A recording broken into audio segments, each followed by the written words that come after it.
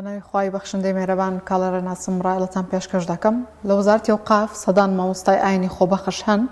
کاری وتاربێژی مزگەوتەکانیان پێسپێردراوە و ئەوانیش ئێستا چاوەڕێی دامەزراندنن هاوشەوی مامۆستایانی وانەبێژی وەزارەتی پەروەردە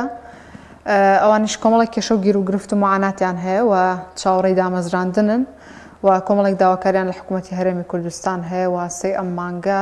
کۆنگرەیەکی ڕۆژنامەوانیان ئەنجامدا ئەمە دەکەینێتەوەری ڕاڵی ئەمڕۆ بە میوانداری هەرێکێک لە بەڕێزان کاکشاد ئەحمەد نوێنەری مامۆستایانی ئاینی خۆبەخش لە ستۆدیۆ لەگەڵمان دەبێت هەروەها مامۆستا ڕێباز محەممەد مامۆستای ئاینی لە ستۆدیۆکانمان لە هەولێرەوە لەگەڵمان دەبێت سوپاس بۆ ئامادەبوونتان سوپاس کاکشاد ڕۆژی سێ ئەم مانگە کۆنگرەیەکی ڕۆژنامەوانیتان ئەنجامدا لە کۆنگرەکەیدا چیتان وت و داواکاریتان چی بوو؟ بەناوی خوای بەخشندە و میهرەبان درود و سەڵات و سەلامی خوا لەسەر پێغەمبەری نازدار صلی الله عليه وسلم و لەسەر یار و شوێنکەوتوانی هەتاوەکو ڕۆژی دوایی سواز بۆ کەناڵی پەیام سواز بۆ بەڕێستان بۆ دەرفاندنی ئەم ڕەخسەتە لە پای معانات و کێشە و گرفتەکانی مامۆستایانی ئاینی خۆبەخش کە هاتن بەدەم بانگەوازی ئێمەوانێ تاوەکو دەنگمان بگاتە لەلایەن دەسەڵاتدار ئێمەش بگەین بە حەق و مافی چەند ساڵی خۆمان. ئێمە سێین و ڕۆژی سێشەممە لەگەڵ دەستەی نوێنەرانی مامۆستایانی ئاینی خۆبەخشدا کۆبووینەوانێ لە بەردەم بەڕێوەبەرایەتی ئەوقافی سولەیمانیدا تاوەکو بەدەستهێنانی حەق و مافی خۆمان داوا بکەین لە بەڕێوەبەرایەتی ئەوقاف و لە وەزیری ئەوقاف و کاروباری ئاینی ئەوە بووکەوا کۆنگرەیەکی ڕۆژنامەوانیمان ئەنجامدا لە کۆنگرەکەدا ئێمە یادداشتنامەی خۆمان خستە ڕوو پەیامی تەواوی مامۆستایانی ئاینی خۆبەخشمان لەو یادداشتنامە و لەو کۆنگرەیە خستە ڕوو تاوەکو هەموو لایەک ئاگادار بن کە مامۆستایانی ئاینی خۆبەخش ئەم کێشە و گرفتانیان هەیە و ئەم داواکاریانیان هەیە لە لایەنی پەیوەندیدار تاوەکو بە زووی بێن بەدەم داواکاریەکانمانەوانێ. خاڵ یەکەمینیان ئێمە لە پەیامەکەماندا لە کۆنگرەی سەی مانگ ئەومان داوا کردکەوە داوامان لە وەزیری ئەوقاف و کاروباری ئاینیە ئەو وعد و بەڵێنەی کەوا لە بەردەم 300 مامۆستای ئاینی خۆبەخشدا کە لە 2 مانگ بەر لە ئێستادا لە کۆبوونەوەیەکدا لە هەولێر لەناو وەزارەتدا لەگەڵ ئێمەیا کردی ئەو وعد و بەڵێنەی بباتە سەر کە لە بەردەم 300 مامۆستای ئاینیدا وتی من پەیامی سەرۆکی حکوومەتی هەرێمی کوردستانتان پێگەێنم کە بەڕێزیان فەرموویەتی هەر کاتێک مامۆستایەکی وانەبێش بووە عەقد یاخود هەمیشەیی لە پاڵ ئەوانە ئێوەش دەبنە عەقد یاخود هەمیشەیی. ئێمە داوای سەرەکیمان لە وەزیری ئەوقاف و کاروباری ئاینی ئەوەیە کەوا بەڕێزیان بێن بەدەم ئەم وعدەی کەوا داویانە بە 1400 بۆ 2000 مامۆستای ئاینی خۆبەخش کە هەمویان لەسەر خەتن و چاوەڕێی بەڕێوەبردننی ئەم وعدەی وەزیرن. چەندێکە ئەم بەڵێنە دراوە بە ئێوە؟ 2 مانگ بەر لە ئێستا لەناو وەزارەتی ئەوقاف و کاروباری ئاینی لە هەولێر بەڕێز دکتۆر پشتیوان سادق کۆبوونەوەی کرد لەگەڵ 300 مامۆستای ئاینی خۆبەخشە و لەبەردەم هەمویانە ئەم وعدەیدا بە ئێمەش چاوەڕێی بەسەربردننی ئەم وعدەی کە یاوێتی بە ئێمە. خاڵی دووهەم کە خستمانە ڕوو ڕەتکردنەوەی ئەو مینحەیە بە هەموو شێوەیەک ئەوە بووکەوە ئێمە هاتینە سەرخەت لە دوای دامەزراندنی مامۆستایانی وانەبێژی کەرتی پەروەردە کە پیرۆزبایەکی زۆر گەرمیان لێەکەین کە ماندوونە ناسانە داوای حەقی خۆیان کرد و گەشتن بە ئامانجی خۆیان پیرۆزیان بێ لە دوای ئەوە کە ئێمە هاتینە سەرخەت و بەیاننامەمان بڵاو کردەوە لە دوانمان نا بۆ کەناڵەکان و کۆنگرەمان ئەنجامدا ئەوە بووکەوە وەزارەتی ئەوقاف و کاروباری ئاینی هاتە سەرخەت و لە پۆستێکیان ڕایگەیاندکەوە ئێمە مینحەیەکمان ڕاگەیاندوو بۆ مامۆستایانی ئاینی خۆبەخش بەڵام ئێمەش لە دوای ئەوە کۆبوونەوەی یاسایی خۆمانمان ئەنجامدا نوێنەران کۆبوونەوەی خۆمان ئەنجامدا لەگەڵ تەواوی مامۆستایانی خۆبەخشە بە هەموو شێوازێک لێرە و دووپاتی ئەکەینەوە لێرە ڕای ئەگەێنینەوە وەکو چۆن لە یادداشتنامەکەش ڕامان گەیاندووە بە هەموو شێوازێک ئەو مینحەیەکەوە وەزارەتی ئەوقاف ڕای گەیاندووە ئێمە ڕەتی ئەکەینەوانێ وەکو دیارە ئەو مینحەیە لە پۆستەکەی وەزارەتان نووسراوە تا کۆتایی مانگی 2024 واتە تا کۆتایی مانگی 12 ئەم مینحەیە ئەدرێ لە ساڵی تازە نازانین چییە تەنها 3 مانگی ماوە بڕەکەش دیاری نەکراوە نازانین 200,000 50 100 ملیۆنە نازانین بەڵام هەرچەندێک بێ ئێمە مامۆستایانی ئاینی خۆبەخش بەندەوە کۆنێنەری مامۆستایانی سنووری سلێمانی بە هەموو شێوازێک ئەو مینحەیە ڕەت ئەکەینەوانێ و ئەو مینحەیەمان ناوێت لە وەزارەت تاکە شتێک ئێمە لە وەزارەت داوای ئەکەین یا بمان کاتە گرێبەست یا بمان کاتە هەمیشەیی. خاڵی دیکەمەوە خاڵی سێهەممان لابردنی ئەو تاقیکردنەوەی کەوا ساڵانە لە وەزارەتی ئەوقاف ئاکرێ بەداخەوە نادادپەروی و نەعەدالەتێک لەم ئیمتیحانەیە هەیە کە زۆر مامۆستای ئاینی گلەی و گازەندەی خۆی هێناوەتە لای ئێمە بۆیە ئێمە لێرەوە داوا لە وەزیری ئەوقاف و کاروباری ئاینیەکەین داوا لە دەستەی ئەو بەڕێزانەکەین کە ئیمتیحانەکان دائانێن و پرسیارەکان ئەکەن داوا لەو لیژنەیەکەین ئەم ئیمتیحانە بەم میکانیزمی ئێستا نەمێنێ و بەم شێوازە نادادپەروەری ئێستا نەمێنێ بەڵکو بە شێوازێکی جیاوازتر و نوێتر و تازەتر لە خزمەت مامۆستایانی ئاینی خۆبەخشە ئیمتیحانەکە بکرێ. خاڵێکی تر کەوا لە بەیاننامەکەی خستمانە ڕوو ئەویش ئەوەیەکەوە دامەزراندنی مامۆستایانی ئاینی خۆبەخش لەسەر فەرمانی وەزاری نەبێ چونکە مامۆستای وامان هەیە 5 ساڵە 6 ساڵە 10 ساڵە خۆبەخشە لە مزگەوتێکا و خزمەت ئەکا لە گوند و دێهاتێکا خەریکی خزمەتە بەڵام تاوەکو ئێستا کاروباری دەرهێنانی فەرمانی وەزاری بۆ ئاسان نەکراوە بۆیە ناکرێتەوە ئەم مامۆستایە قیاسکەی لەسەر فەرمانی وەزارەکەی مادام فەرمانی وەزاری نییە بەڕێزت دای نەمەزرێنی یاخود گرێبەستی بۆ نەکەی بۆیە ئێمە داوامان وایە ئەگەر قەرارە مامۆستایانی ئاینی خۆبەخشدا بمەزرێنرێن یاخود جوابی داواکانیان بدرێتەوانەیە یا ئەوەیە کاروباری فەرمانی وەزاری بۆ هەموو مامۆستایان لەلایەن بەڕێوەبەرایەتی ئەو قافەکان و بۆیان ئاسان بکرێ و بەزووی بێتەوە یان ئەوەیە کار لەسەر فەرمانی وەزاری نەکرێ. خاڵێکی تر لە بەیاننامەکە کە خسمان ڕوو ئەویش ئەوەیەکەوە هەژمارکردنی ساڵانەی خزمەتی ئەم مامۆستایە مامۆستامان هەیە 10 ساڵە 15 ساڵە خۆبەخشە کاتێکەوە ئەکرێتە گرێبەست ئەم خزمەتی بۆ حساب بکرێ ئەم 10 ساڵ 15 ساڵی بۆ حساب بکرێ یا 2 مانگە خۆبەخشە یان ساڵێکە خۆبەخشە ئەم خزمەتی بۆ حساب بکرێ نەک لەو ڕۆژەی کە دەست ئەکا بە مەلایەتی و بە گرێبەستەکەی لەو ڕۆژە بۆی حساب بکرێ. کۆتا خاڵ من لێرە ڕایەگەێنم کەوە داواکارین بە ناوی هەموو نەرانی مامۆستایانی ئاینی خۆبەخشە و لە هەرێمی کوردستان و بە ناوی هەموو مامۆستایانی ئاینی سنووری سلێمانی و دەوروبەری سلێمانی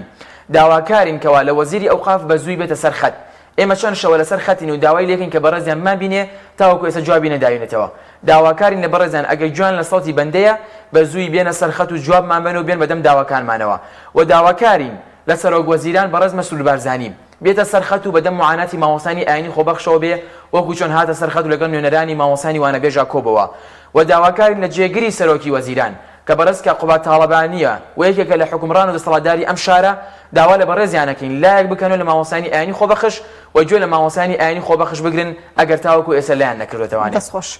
مامۆستا ڕێباز سڵاو لەبێ سوپاس بۆ ئامادەبوونت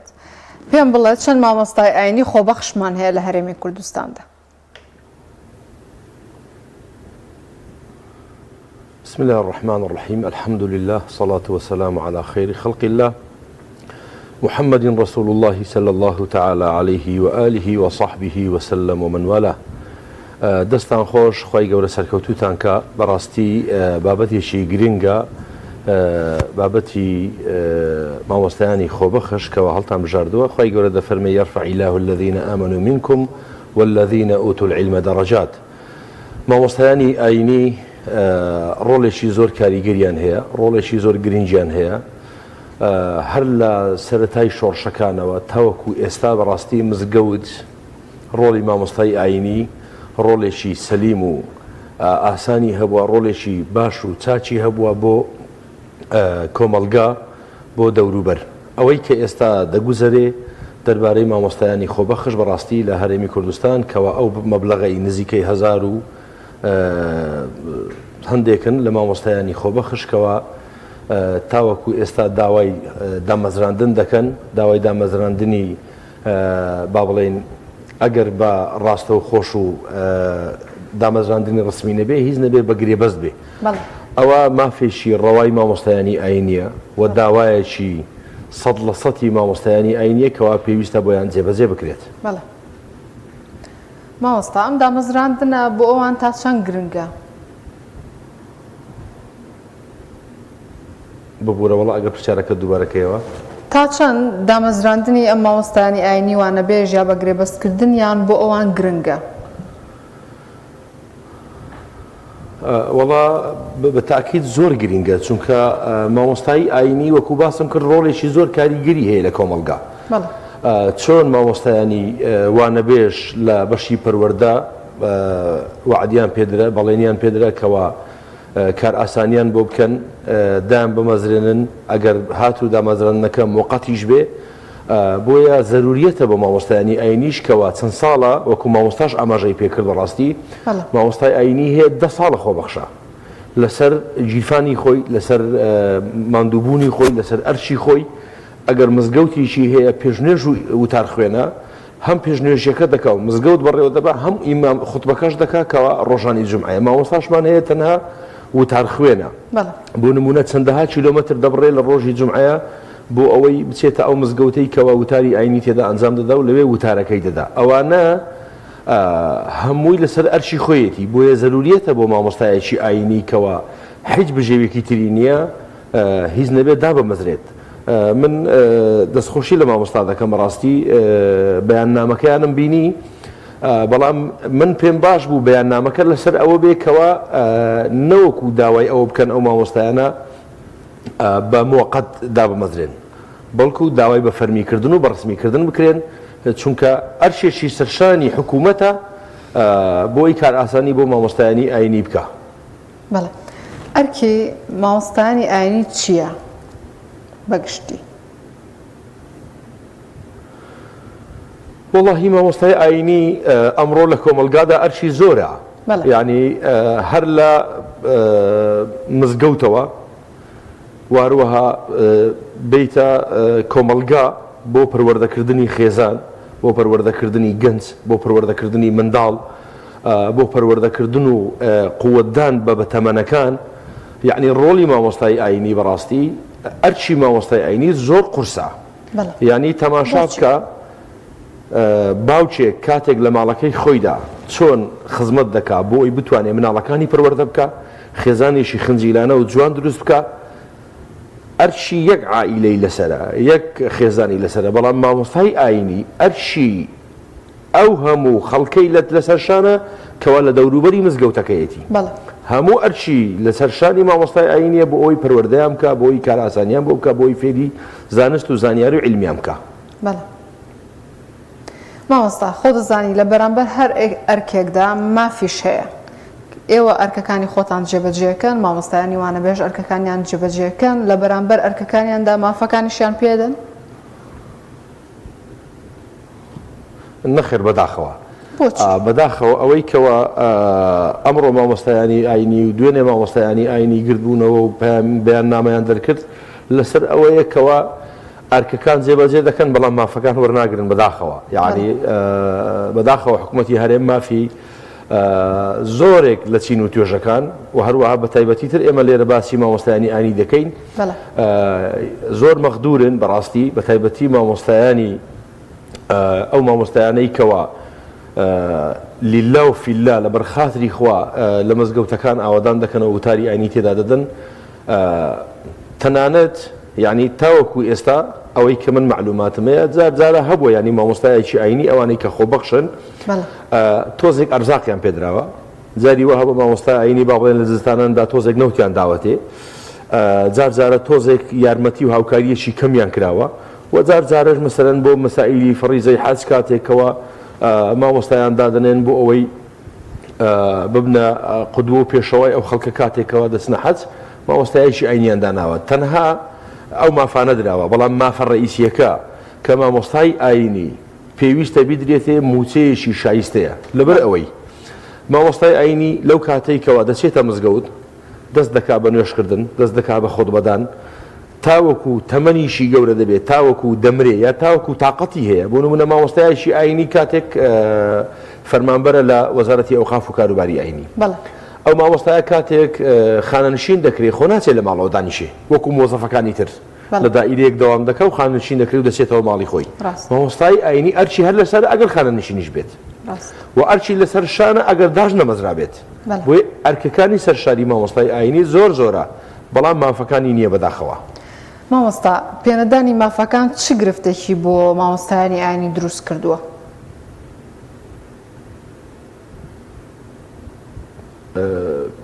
ببوورە وڵات تێنەگەیشتم پرسیارەکە. پێنەدانی مافەکانتان لە بەرامبەر ئەرکەکانتاندا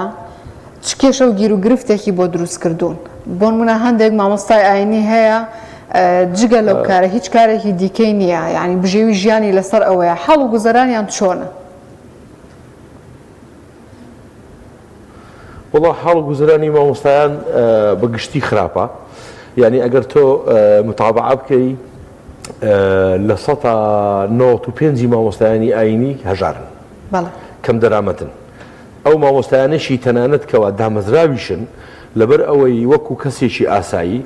لەوانەیە نەتوانن هەندێک با بڵێن بژێوی ژیان بە شێوازەکانی تر پەیدا بکەن لەبەر ئەرکەکەیان، لەبەر ئەوەی کەوا ئەرکەکەیان قورسە، ئەرکەکەیان زۆرە. بۆیە مامۆستایان بەڕاستی لەو ڕۆوە مەخدورن، وەروەها مامۆستایان لەو ڕۆوە بەڕاستی یعنی دەستیان بەستراوە. لەگەڵ ئەوەشدا مامۆستایانەشی کەوا بێموچەن و خۆبەخشن ئەوانە 2 جار یا 3 جار یا 10 جار زیاتر لە مامۆستایەکانی تر بەڕاستی مەخدورترن. پێویستە بەدەنگ ئەو دەنگەوە بێن ئەوانەی کەوا مامۆستایانی ناڕازی گردبوونەوەیان لەسەر کرد و هەروەها پەیامیان دەرکرد بەڕاستی پێویستە بە زووترین کات وەزیری ئەوقاف بێتە خەت سەرخەت و سەرۆشی حکوومەت بێتە سەرخەت بۆ ئەوەی ئەو داوا ڕەوایەی کە مامۆستایان هەیەە داوایەکان بۆ جێبەجێ بکرێ و ئەوانیش بگەن بە مافە شەرعیەکانی خۆیان. کەواتە مامۆستا چۆن مامۆستایان یعنی هەتا ئێستا توانیویانە بەبێ موچە دەوام بکەن چۆن هەتا ئێستا هەڵوێستێکتان نەبووە؟ وەڵاهی بەداخەوە لەبەرەوەی ئەمڕۆ لەو وڵاتی ئێمە لەو هەرێمەی ئێمە هەر جۆرە جوڵەیەشی مامۆستای ئاینی ڕاستەوخۆ تۆمەتێکی دەدرێتە پاڵ. هەر جۆرە جوڵەیەشی مامۆستای ئاینی ڕاستەوخۆ دەخرێتە پاڵ ڕێکخراوێکی تونڕەویەوە. لەوانەیە دوو مامۆستا و پێنج مامۆستا و دە مامۆستا بەیەکەوە بەیانیشان دەرکرد بێ بەیەکەوە نووسراوێکیان کرد بێ بەیەکەوە سەردانی وەزیریان کرد بێ بەیەکەوە سەردانی بەڕێوەبایەتەکانیان کرد بێ بۆ ئەوەی کەوا ئەو مافەی کە داوای دەکەن بۆیان جێبەجێ بکرێ بەڵام تاوەکو ئێستا وەڵام نەدراونەتەوە تاوەکو لە 28 2024 ئەو بڕیارە دراکەوە مینحەیەک بۆ مامۆستایانی ئاینی دابین بکرێ ئایا مینحەکە چەندە کەس نازانێ و هۆکاری بێدەنگبوونی مامۆستایانی ئاینیش تاوەکو ئێستا لەبەرەوەی هەدەفی مامۆستای ئاینی تەنها وەرگرتنی موچەیەک نییە. هەدەفی مامۆستای ئاینی بڵاوکردنەوەی عیلمە زانستە زانیاریە پێگەیاندنە خۆشگوزەرانیە نێو کۆمەلگادا ڕۆشن فکرکردنی گەنجەکانە بۆیە هەدەفی مامۆستای ئاینی تەنها موچە نییە کۆمەڵێک هەدەفی تری هەیە بەڵام ئەوەش مافێکی خۆیەتی چۆن هەر فەرمانبەرێک لە هەر دائیرەیەک دەوام دەکا و پابەندە بە دەوامەکەی لە مقابلی ئەودا موچەیەک وەردەگرێت بۆیە مامۆستای ئاینیش هیچ شتێکی لەو خەڵکە کەمتر نییە و بگرە زیاتریش نییە بەڵام ئەرشیان زۆر زیاترە بەداخەوە مافیشیان نییە. دەستخۆش مامۆستا شاد پێم بڵێت چۆن تا ئێستا بیرتان لەوە نەکردوتەوە گروپێکی فشار دروست بکەن؟ بەڵێ ئێمە وەکو خۆمان گروپمان هەیە و بەردەوام لەسەر خەتین تاوەکو ئێسش کە هیچ جوابێکمان نەبووە و هیچ هەڵوێستێکمان نەبووە لەسەر وعدە و بەڵێنی وەزیر بووە. چەندێک ئەو گروپە فشارەتان دروست کرد گروپ نابوو ئەوەی زانیاریەکان بە یەکتری بگەین گروپی فشار بۆ ئەوەی داوای مافەکانی خۆتان. ئێمە لێرە ڕای ئەگەێنین ئەگەر بە زووی وەزیری ئەوقاف و کاروباری ئاینیەتە سەرخەت ئەوە ئێمە ڕێکارەکانی داواکردنی مافی خۆمان ئەگۆڕین بەو شێوازانەی کەوان نوێنەرە بەڕێزەکان دەنگی لەسەر ئەدەن و ڕێئەکەوینە سەری تاکو ئێسش کەوا گروپێکی فشارمان دروست نەکردو ئێمە بمان وایە مامۆسای ئاینی هەوێنی ئاشتی و کۆمەڵایەتیە لە کۆمەلگادا و حەقی خۆیەتی کەوا وەزیر بە زووی ماف و حەقیقانی مامۆسایانی خۆبەخش بدە تاوەکو مامۆسایانی ئاینی نەکەونە ئەو بڕیارەی کەوا فشارێکی تونتر بکەن یاخود بڕیارێکی هەڵە بدەن کە ئینشاڵڵا ئێمە ناکەوین ئەوەی کەوا بڕیارێکی هەڵە بدەین بەڵام تاوەکو ئێستا کە بە لێدوان و کۆنگرە و بەرنامەیەکی و بەڕێستان کە ڕێکتان خستووە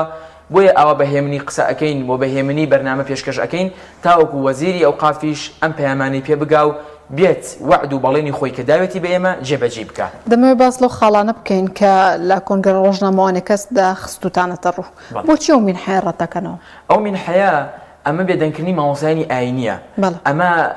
وەکو دەمچەوەرکردنی مامۆسایانی ئاینیە بۆ ئەوەی کەوان نەگەن بە حەقە ڕاستی و ئەسڵەکەی خۆیان ئەگەر دیقەت بێ مامۆسایانی وانەبێژ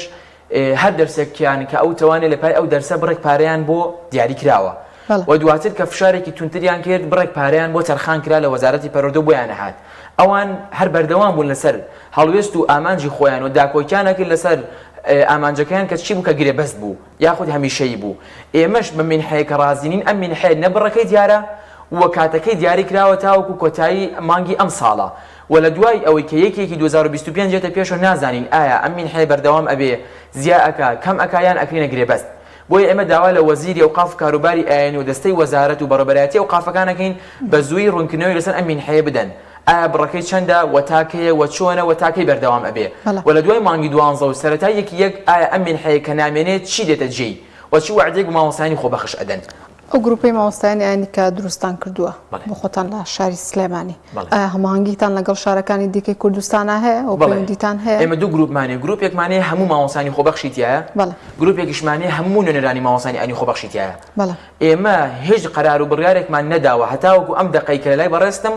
ئیلا ڕاوێژمان بە مامۆسایانی ئاینی خۆبەخش کردووە و ڕاوێژمان بە نوێنەرە بەڕێزەکان کردووە کە من ئەم دەقەی هاتوومەتە لای بەڕێزت ڕاوێژمان لەگەڵ نوێنەرەکان کردووە ئایا چی بڵێن و چی نەڵێن و ڕاوێژمان مامۆسایانی خۆبەخش کردووە چ معاناتێکدانە چ کێشە و گرفتێکی ترتان هەیە ئێمە لێرە ئەیخەینە ڕوو بەبێ ئەوەی کەوا بترسین و کێشەمان هەبێت. مامۆستا باسی لە هەنێک کێشە و گیر و گرفت کرد تۆ کێشە و گیر و گرفتی دیکەت لایەکە مامۆستایانی مامۆستایانی ئاینی خۆبەخش ڕوبەڕوویان بوو بێت. بەڵێ من کێشە و گری و گرفتی مامۆستای ئاینی زۆرم لایە کە معاناتی خۆیان ئەهێنە لامان. یەکێک لەو مامۆستا بەڕێزانەی کەوا مناڵی وردی هەیە لە ماڵەوە و لە خانووی مەلاشدایە، خانووی مزگەوتە و بنای خانووی مەلاوە دانراوە. ئەم مامۆستا ئاینی بەڕێزە بەداخەوە سەرباری ئەوەی کەوا وەزارەت و سەرباری ئەوەی کەوا ئەوقاف بڕەپارەیەکی ناداتێ، هیچ هاوکارێکی ناکە و هیچ مافێکی ناداتێ لە پای ئەرکەکەی داوای بڕەپارەیەکی ڕەمزی لێکا کە ساڵانە لە پای ئەوەی کەوا لە خانووی مزگەوتە بیداتە ئەوقاف. ئەمە زۆر زۆرمێکی گەورە لە مامۆستای خۆبەخشەکرێ و زۆر زۆرمێکی گەورە لە مامۆستای میلاکیش ئەکرێ کە ئێمە داواکارین ئەو داواکردنی پارە ڕەمزیە کە ساڵانە مامۆستایەکە لە خانووی مزگەوتە بیداتە ئەوقاف ڕای بگرێ. چونکە مامۆستایەک تۆ هیچ حەقێکی خۆی نەدێتێت چۆن داوای پارێکی لێکی کە ساڵانە بیداتێتۆ لە پای ئەوەی کەوا لە خانووی مزگەوتایە. و مامۆستامان هەیە لە بازارە خەریکی بەقاڵیە، مامۆستامان هەیە چایچیە، مامۆستامان هەیە لە کۆمپانیایەکە لەسەر حساباتە، مامۆستامان هەیە لە کۆمپانیایەکە لە پرزگەیە. یعنی مامۆستایە کە شەو ڕۆژی خزۆتە سەر یەک، ساڵانێکی زۆر خوێندوێتی لە خزم و کەسوکار و دایکی خۆی دوورکەوتۆتەوانێ، لە باوکی خۆی دوورکەوتۆتە بۆ خوێندن. ئابم شێوازی ئێستش حکومەت پاداشتی باتەوە کە ئەم مامۆستای لە بازارە خەریکی کار و کاسبی بێ لە پای ئەوەی کەوا هیچ بژێویەکی ژیانی نە، هیچ داهاتێکی نە کە ماڵ و مناڵ و عایلەی خۆی پێ بەخێو بکە. باشە مامۆستا لە کاتێکدا بۆ منە زۆرێکتان خاوەنی بڕوانامەی شەرعین، بەڵام پارساڵ تاقیکردنەوەی مەرکەزیتان بۆ ئەنجام درا بۆچی؟ بەڵێ زۆرێک لە مامۆستایانی ئاینی خاوەنی ئەو مامۆستا بەتایبەتی هەموو مامۆستایەکی خۆبەخش خاوەنی بڕوانامەیەکی زانستی حوجرەیە کە لە خزم مامۆستاکەی خوێندوێتی هەموو علومەکانی تەواو کردو. ئەم مامۆستاژ لە پای ئەو بڕوانامەیەکی پێداوە کە من شایەتم ئەم قوتابیە ئەم مامۆستایە هەموو علومەکانی خوێندووە. واز لەمەش بێنین مامۆستامان هەیە خەریجی کولیەیە، مامۆستامان هەیە خەریجی پەیمانگایە، مامۆستامان هەیە خەریجی ئامادەیی ئیسلامیە، خوێندنگە ئیسلامیەکانە. هیچ کام لەمانە لە وەزارەتە ناخوا. کاتێکە تۆ خۆبەخشیەک ئەەکەی لە کاتێکە کە ئەوە شادەیەکی زانستیە، ئێمەش ئەمێ وەڵامی ئەمان بنەوانێ بۆچی ناخوا ئێمەش وەڵامەکەی نازانین. سوالێکی مقدر و وەڵامەکە لای خۆیانە. ئێمەش چاوەڕێی ئەو وەڵامین ئایا بۆچی ئەم شەهادەیە ناخوا کابرا دکتۆرای هەبێ و پرۆفیسۆر بێ لە مەکتەبی ئیسلامی خوێندبێتی و شەهادەی حوجرەشی هەبێ یاخود لە پەیمانگا دەرچوو بێ ئیلا بێ ئەو ئیمتیحانە بکە بۆ میکانیزمیان بڕوا. ئێمە لاریمان لە ئیمتیحانەکە نییە با بکرێ، بەڵام بەم شێوازە ئێستا نا و بەم میکانیزمی ئێستا نا و بەم شێوازە ناکە تۆ هەموو شەهادێک ڕەت بگەیتەوە. بۆیە داواکاری سەرەکی ئێمە لە دوای گرێبەستمان و دامەزراندنمان ئەوەیەکەوە حساب لەسەر مامۆستای ئاینی بە ئیمتیحان نەبێ بەڵکو بە شەهادەکەی بێ. بۆچی هەندێک لە ئەو مامۆستانە کە یانە بنە مامۆستای وانەبێژ هەندێک جار بە مامۆستای وانەبێژیش قوبوڵ ناکرێ؟ مامۆستای خۆبەخش. بەڵێ مامۆستای خۆبەخش. ئێمە زۆر جار کاتێکەوە مامۆستایەکی بەڕێز ئێوە خۆبەخشی بکە، کاتێکەوە ئەچێتە ئەوقاف بەڕێبەرایەتەکەی بۆی بکرێ بەداخەوە کارەکانی لێ قورسەکەن، یاخود ئەڵم پێمان ڕاگەێنراوە کەوا نابێ خۆبەخشی بۆ هیچ کەسێ بکەین، یاخود کاری خۆبەخشی بۆ کرێ. ئێمە وێڕای زۆر دەستخۆشیمان بۆ بەڕێبەرایەتی ئەوقافەکان بەتایبەتی بەڕێبەری ئەوقافەکان بەتایبەتی کەوا زۆر کار ئاسانیەکەن بۆ مامۆستانی کە ڕویان تێکا بە مەبەستی ئەنجامدانی کاری خۆبەخشی. بەڵام بەداخەوە کاتێک ئەم مامۆستایە معاملاتەکانی لە بەڕێبەرایەتی ئەوقافەکەی خۆی و سنوورەکەی خۆی بۆ پێچنەوەی بیبا بۆ وەزارەت و فەرمانی وەزاری دەرکا، لەوێ مامۆستامان هەیە 8 مانگە معاملاتەکانی لەوێ دواخراوە، مامۆستامان هەیە 2 ساڵە معاملاتەکانی لەوێ تاوەکو ئێستا فەرمانی وەزارەکەی نەگەڕاوەتەوە لە وەزارەتەوە. هۆکارچی حکوومەتی هەرێمی کوردستان ئاوڕی جددیتان لێ نایەتەوە و داواکاریەکانتان جێبەجێ؟ من لێرە ئەڵێم زۆر بەداخەوم کە حکوومەتی هەرێمی کوردستان چینێکی زۆر زەرور و حەساسی پشتگوێ خستووە کە چینی مامۆستایانی ئاینی خۆبەخشە. چینی مامۆستایانی ئاینی خۆبەخش خوشکی بەڕێزم هەموو جومگەیەکی ئەم کۆمەلگایە کە توی بینی مامۆستای ئاینی پێویستە،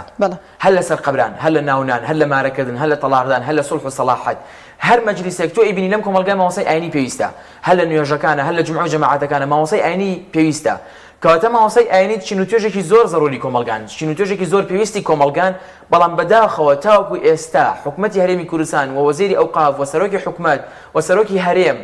و جێگرەکانیان ئاوڕێکیان نەداوتە لە مامۆستایانی ئاینی خۆبەخش و نایەڵەن بگەن بە حەق و مافی خۆیان کە ژمارەشمان زۆر کەمە. 1400 بۆ 2000 مامۆستای ئاینین لە کاتێکا زۆر ئاسان بوو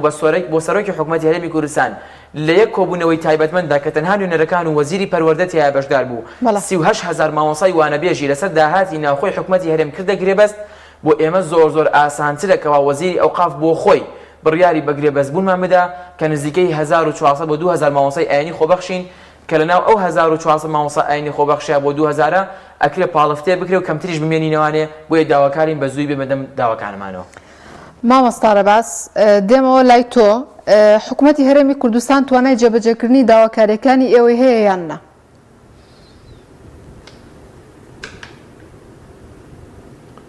بەڵێ بۆ خۆی بەداخەوە ینی داواکاری و جێبەجێکردنی داوا کرد ئەمە شتێکی زۆر ئاساییە هەموو کەسێک داواکاری هەیە لە بەرامبەردا بۆ کەسێکەوە توانای جێبەجێکردنی داواکانی هەیە ئەویش کە بریتە لە حکوومەتی هەرێم بۆ نمونە مامۆستای بەڕێز و مامۆستایانیش هەمیان دەزانن وەزارەتی ئەوقاف دەتوانێت زۆر بە ئاسانی تەنها لەسەر بودجەیەکەوە تایبەتە بە وەزارەتی ئەوقاف ئەو 1400 بۆ 2000 مامۆستایەکەوە خۆبەخشن دامەزرێنێ لەبەر ئەوەی وەزارەتی ئەوقاف جگە لەو بودجەیەکەوە هەیەی و لەو موچەیەکەوە دەدرێت بە مامۆستایان و فەرمانبەرانی وەزارەتی ئەوقاف لە وەزارەتی ئەوقافدا بەشێک هەیە زۆربەی مزگەوتەکان ئەوانەی بە تایبەتی لەسەر جادە ڕئیسیەکانن لە ناو گەڕەکەکانن لە شوێنە باشەکانن مزگەوت هەیە 10 دوکانی بەتەنیشتەوەیە مزگەوت هەیە 5 دوکانی بەتەنیشتەوەیە مزگەوت هەیە مارکێژی گەورەی لە تەنیشتەوەیە کۆمەڵێک داهاتەیەکەوە لە مزگەوتەکان ئەگەڕێتەوە سەر وەزارەتی ئەوقاف بۆیە وەزارەتی ئەوقاف زۆر بە ئاسانی دەتوانێت لەسەر ئەو کرێی دوکانانە یا ئەو کرێی مارکێتانە یا ئەو کرێی کەوا بە پاڵ مزگەوتەکانەوەی هیچ نەبێت دەتوانێت ئەو کرێ بدات بە مامۆستایانی ئاینی خۆبەخشوو بۆ ئەوەی ئەوانیش ئەو حەق و مافەی کەوا هەیەە بۆیان جێبەجێ بکرێت مامۆستا بۆچی هەندێک لە مامۆستایانی ئاینی لەوتار دوور دەخرێنەوە هۆکار چییە ئەمە لەسەر چ پێوەرێکە بەداخەوە بەڕاستی یەکێک لە شتە هەرە ئاسانەکانە لای حکوومەتی هەرێم ئەوەیە دوورخستنەوەی مامۆستای ئاینیە لەسەر وتاردان یعنی شتێکی زۆر زۆر ئاسانە بۆ نمونە مامۆستایەک لە قوتابخانە لە بەشی پەروەردە ماوانە دەڵێتەوە ئەگەر هاتوو ئەو مامۆستایە پێشێلکاریەکی کرد لە قوتابیەکیدا یان دکتۆرێک ئەگەر هەڵەیەکی کرد یان موهەندیسێک یان هەر لە جۆرێک لە جۆری فەرمانبەرەکان ئەگەر هەڵەیەک بکا بۆ نمونە لەوانەیە بانگ بکرێ و دووسێ قسەی لەگەڵ بکرێ و ئەگەر سزار بدرێ بە بڕێکی کەم سزا دەدرێت بەڵام مامۆستای ئاینی بەداخەوە یعنی پیشەی مامۆستای ئاینی چییە ئەو پیشە فەرمیەی کە مامۆستای ئاینی هەیەی ئەوەیە کە مامۆستایەکە بەرنوێژی بۆ خەڵکەکە بکە واروەها وتاری ئاینی بخوێنێتەوە لە هەرە گرنگەکان ئامادەکردنی وتاری ئاینیە بەداخەوە یعنی لەسەر چەند کەلیمەیەک لەسەر چەند وشەیەک کەوا حکوومەت بەدڵینیە یان لایەنێک بەدڵینیە یان لایەنی دەسەڵاتدار بەدڵینیە ڕاستەوخۆ مامۆستایەکە لەسەر وتاردان دوور دەکەنەوە و بڕیارێکی بۆ دەدەن و زۆر بە ئاسانی بەداخیشەوە دووبارە ئەو قسەیە دەکەمەوە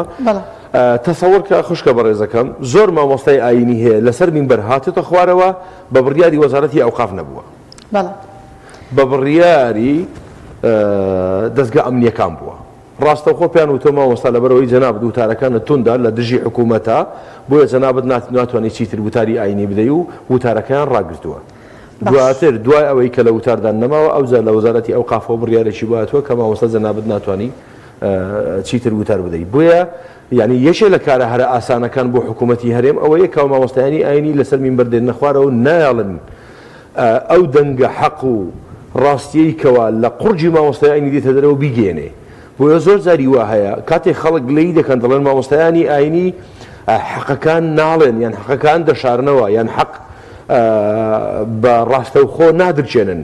بە پێچوپەنا بێدێن هۆکارەکەی ئەوەیە لەبەرەوەی ئەو مامۆستایە کاتێک حەقێک دوو یان سێ حەق دەڵێ ڕاستەوخۆ ئەگەر هەفتەی داوای ئەوە نەبێ هەفتەی دوای ئەوەتر سێ هەفتە یا چوار هەفتە ڕاستەوخۆ مامۆستا لە وتاری ئاینی لا دەدرێت و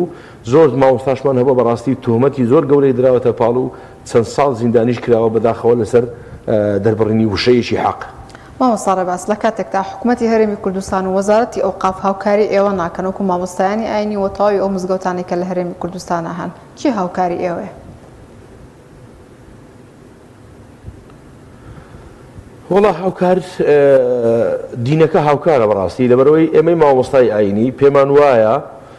هەر بە فعلی جوایە ئەوە ئەرچێشی سەرشانمانە ئەو کارە جێبەجێ بکەین ئەمە خاڵی یەکەم خاڵی دووهەم هاوکاری مادی ینی کاتی خۆی من و مامۆستا تەمەنمان بچووکە لە سەردەمی ئێمە نەبووە بەڵام مامۆستا بە تەمەنەکان زۆر جاری وا هەبووە کاتێک لە لادەیەک مامۆستای ئاینی بوونە خەڵکی ئەو لادەیە هاوکاری مامۆستایان کردووە بەڵێن لادەیەک بوو نمونە 100 ماڵی تێدا بۆ هەر ماڵەوە بە پێی توانای خۆ شتێکی کۆ کردوێتەوە داوی بە مامۆستای ئاینی یان ساڵانە لە ڕەمەزاناندا زەکاتی لادێکەیان داوە بە مامۆستای ئاینی بەداخەوە هەرچەندە ئێستا ئەوەش نەماوە بۆیە ئەو مامۆستایانەی کە خۆبەخشن هیچ هاوکاریەک نییە. بەڵێ مامۆستا ئەگەر حکوومەتی هەرێمی کوردستان و وەزارەتی ئەوقاف داواکاریەکەی ئەوەی جێبەجێ نەکرد هەڵوێستی دیکەتان چییە بێ؟ زۆر بە کورتی کاتم نەماوە.